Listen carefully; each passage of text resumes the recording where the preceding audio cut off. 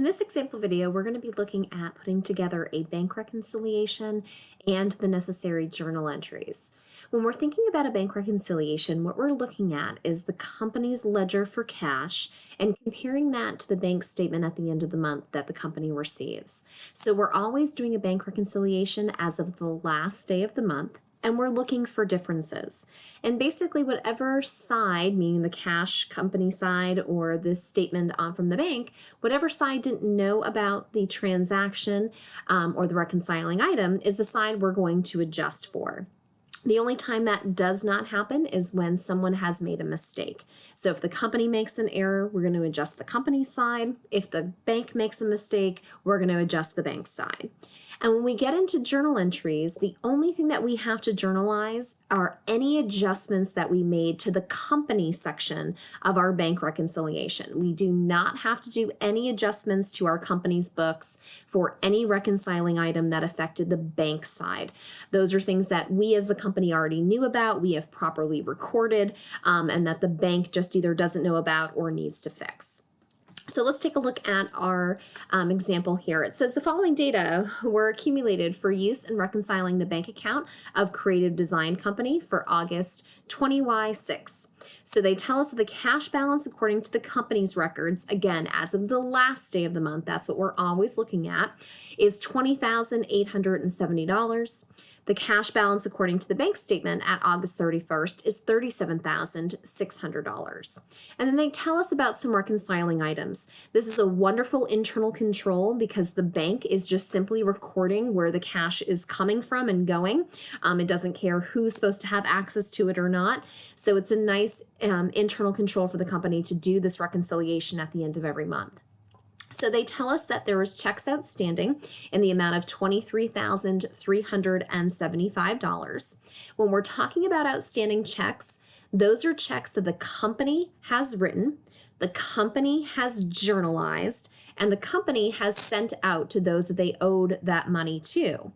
However, the people that or the businesses they've sent the money to just simply have not cashed those checks yet. So the bank, therefore, is unaware that those checks have even been written.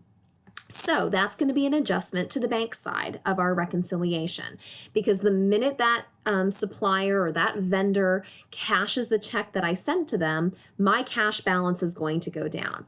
So with outstanding checks, the bank doesn't know that that $23,375 does not belong to me. They also tell us that there's a deposit in transit that was not recorded by the bank of $7,500.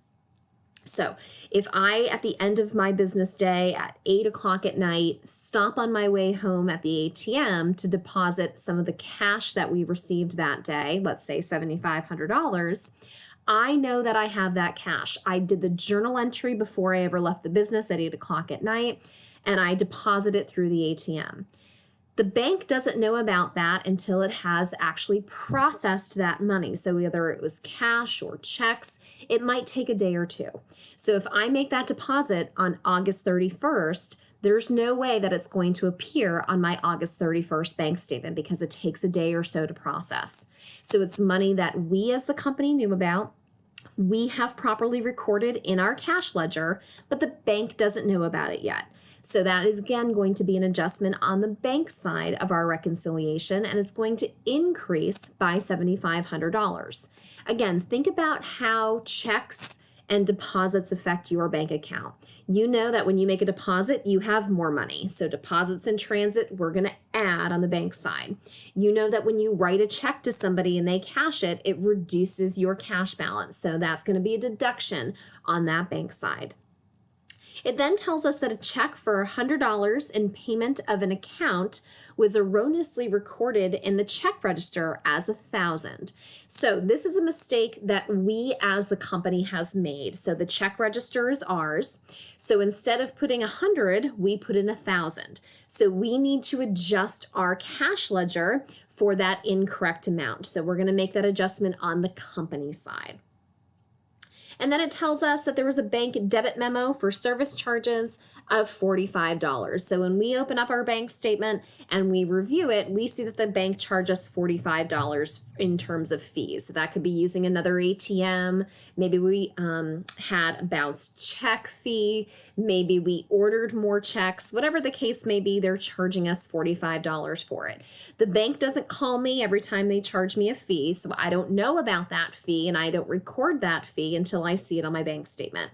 So since the bank knew about it, but the company did not, we're going to adjust the company side of our reconciliation for that service charge. And it's going to reduce our cash that we have in our ledger.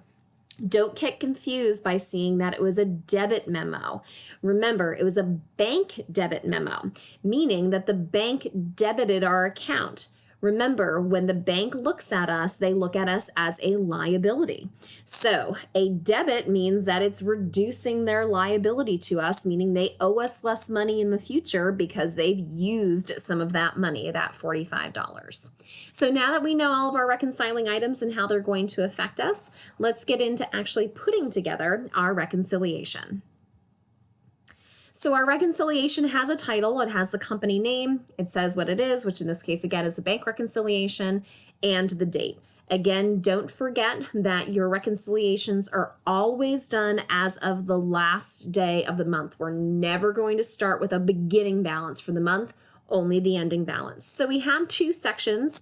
We have our company section and our bank section. So let's start with our company section. So we have our cash balance according to the bank statement.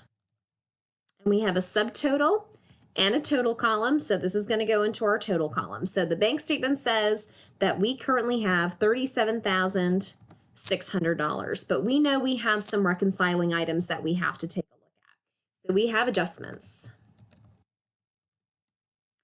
So if we have any positive adjustments, we'll list those first, followed by anything that's going to negatively affect that balance. So we know we have that deposit in transit.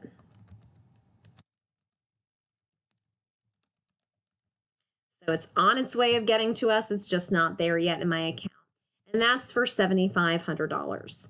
We also know that there was outstanding checks. Checks that we as the company have written but just have not been cashed yet. And that reduces our bank balance by $23,375. So we're going to single underline this here. So we're going to net these two numbers out to get our total adjustments.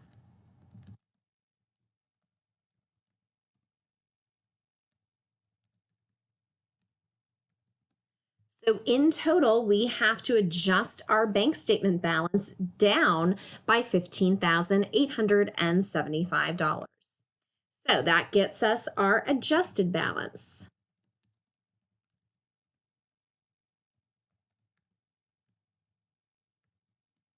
So our adjusted bank statement balance then is $21,725. And we are going to double underline that because we're not going to do anything else to that number. We have adjusted it as much as we're going to adjust it in terms of the bank statement balance. So now we have to look at the company side. So we have our cash balance according to our company's records.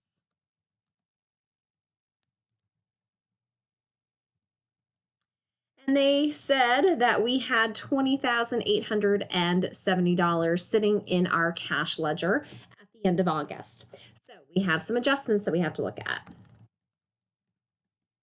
So again, anything that would have positively affected our account, we're going to list first before anything that negatively affected it. They told us that we had by accident recorded a payment of $100 as $1,000 in our check register.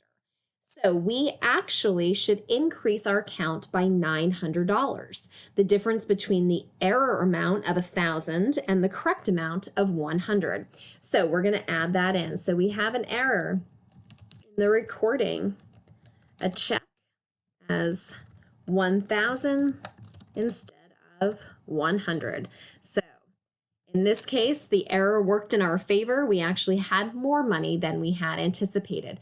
If the reverse was true, if we had only recorded that check that we paid out as $100 and it was $1,000, then we wouldn't subtract away $900. But again, the error kind of works in our favor here. And then we also had a bank service fee. And we know that bank service fee is going to reduce our cash value. So we're going to net this out to get our total adjustments.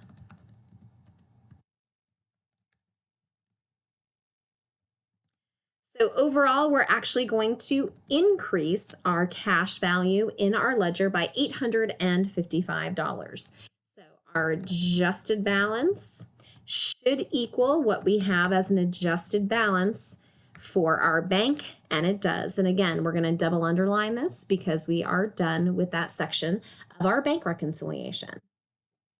So right now in our ledger for cash, it says $20,870. But we now know by doing our reconciliation that that number is not correct.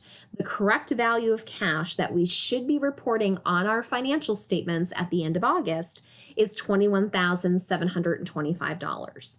So we need to journalize the two adjustments that happened, or two reconciling items that we had, only that affected the company side. Remember, we've already recorded that deposit in transit. We've already recorded the outstanding checks. The bank just hasn't had the chance to record those items yet. So we only need to record the items that are going to affect us as the company. So we have to journalize the error that we had for $900, and we have to journalize our bank service charge. So on August 31st, we're going to have some adjusting entries that we're going to have to do. First, my cash went up. We know my cash went up by $900. When you're doing your journal entries for bank reconciliation, one of the two accounts has to be cash because, again, that's what we're looking at. That's what we're looking to adjust. And they said the error was for a payment that we made on account. So that means that we improperly affected our accounts payable by $900. So we have to credit that account by $900. Also, on August 31st, we had to pay a bank service charge. So we put that in as a miscellaneous expense that we have. It's not big enough or frequent enough to give it its own account in our chart of accounts. So it's going to fall into that miscellaneous account of $45. And again, one of the two accounts in every one of these transactions is going to be cash. Is it adding cash on our reconciliation, then it's a debit to our cash. If it's subtracting cash on our bank reconciliation, then it's a credit.